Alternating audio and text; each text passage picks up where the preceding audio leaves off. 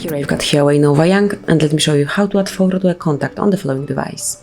So at first you have to open your phone dialer, then go to the contacts, and now select the contact that you would like to add this profile picture to. Let me pick Tony. Okay, so this one actually already has it.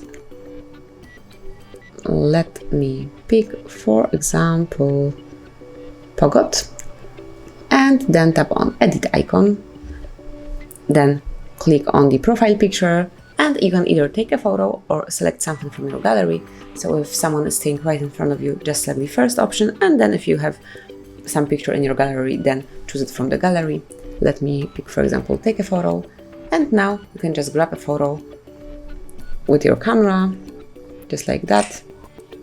Now tap on confirmation mark to save it. Now you can crop it with some proper application. This is how it will look like. It can be HUAWEI. And then tap on confirmation mark. Wait a couple of seconds, and that's it. Tap on confirmation mark one more time to save the changes, and from now on, anytime this number will be calling you, you will see this profile picture at first. So that will be all. Thank you for watching. Please subscribe our channel and leave the thumbs up.